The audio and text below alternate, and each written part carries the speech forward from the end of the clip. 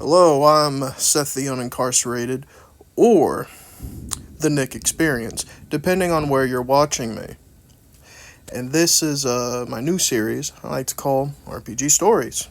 Not horror stories, but just stories of the different characters I've played, or games I've ran, of different tabletop role-playing games I've done. Yeah, so this first one, this little pilot episode, as you will, is the Saga of Bratoslav the Bold.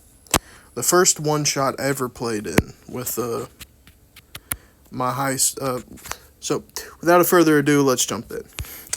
The first ever one-shot that I played in, not ran, but played in, was for 5th edition D&D. My buddy, I'm sure he doesn't mind me using his name, Troy. If you search up Troy, you're going to find a lot of Troys, so good luck finding him. But buddy Troy from high school decided to run it for me because I had ran a bunch of games for him, and he had run none for me. That was my first ever D&D character, so what do I make? Of course, I make a fighter barbarian multi-class, emphasis on the barbarian. Right, big, hulking savage from the Outlands who swore an oath to destroy the giants destroy the hill giants who destroyed his village. Big backstory for a one-shot. So anyways, he ends up joining the Adventurers Guild. Was ranked up pretty quick. And is sent on a mission with a higher level adventurer. Big, nasty some gun. Like a monk barbarian, I think.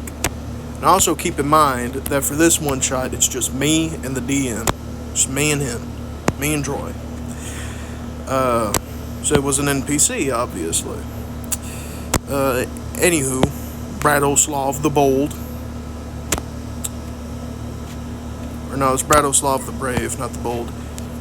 Who wore that name in shame because he fled. Fled his village while it was being destroyed. It was actually a Path of the Beast barbarian, so he was able to transform a little bit his body, kind of like similar to a werewolf. Except he didn't have to just choose werewolf. He could choose to grow a scorpion tail or claws or mandibles like a praying mantis.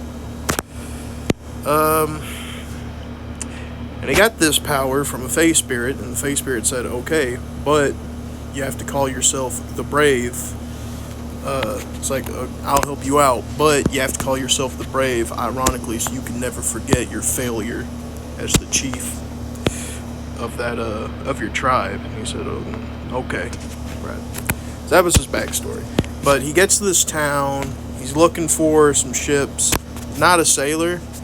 Not a smooth talker either, so had a wonderful time trying to get people to find him on board. He couldn't, but there was this strange man. I think his name was like Old Man Weller or something. Right, just this strange person. Wore like a black robe. Had a raft with an oar and no sails, or not even an oar. I think he had like a rudder. I don't even think he had an oar, and he was like, I will take you to the island of your mission.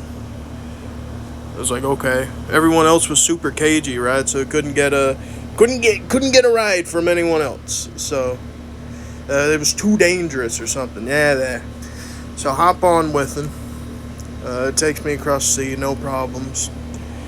Get to the shore, and I'm like, I have to pay you. He said, no, this ride's for free. I'm like, I have to pay you. I'll be right back. Stay here.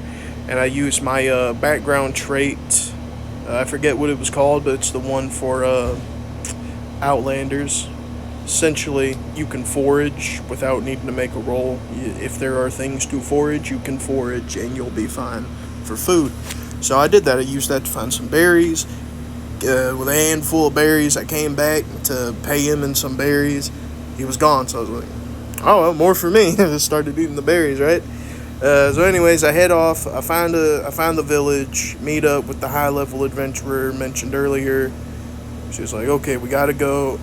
It was real cagey. It was just like, follow me. So I was like, okay, I'll follow you.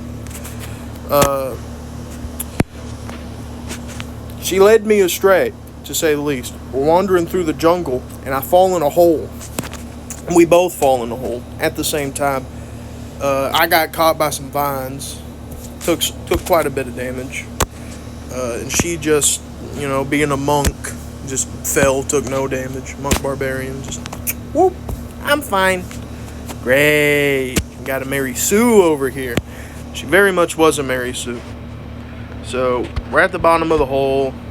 We could climb back up, but we hear some chanting coming from down below, so we follow. And in there we find some. We get over this outlook, and we find some, like, I guess they were slaves or cultists or both, but they had like these foremen who were spellcasters. I think mechanically, one of them had the Archmage stat block, and another one had like the Mage stat block, who were like kind of conducting everyone. And what these slaves or cultists were mining was a Trask that was stuck in like some kind of crystal. They're like, oh shoot, time to go ham. So of course I tried to do something that was not in D&D, but isn't Pathfinder. Try to do a jumping attack on one of the guards that was nearby, kind of this outcropping we were at. The guards out here, outcropping, Taraz. Yeah. So buddy Troy was running it, was like, okay, roll initiative. I'll roll lower than the monk barbarian multi-class. Obviously, high dex, low dex. Barbarian fighter, don't got much dex. So she just jumped on, insta-killed the guard, and now it was my turn to get down. So I just jumped down and fall on his corpse like an idiot and take half damage. What else was I going to do? I was going to do the hero landing. That was my plan. We was like, nah. So was like, okay, whatever. It's my first time playing. I'm just happy to be here. If only I knew. So, and then we fight. Obviously, Mary Sue freaking goes through 2 pieces, the freaking Archmage, and a bunch of other people. And I only get like 1 or 2 guys out of like the 10 that were there, because he realizes that I don't roll that well. And so he had the Mary Sue sit back and let me deal with the 2 guys that were on me. Yeah. And that's about where we ended that. Bratoslav the Bold never did get his revenge. And we never did pick that back up, which is why I say it was a one-shot, so. I know, not a very satisfying story, but it was the first one where I actually played something. Depending on how this does, I may tell the saga of Adrian Ryan.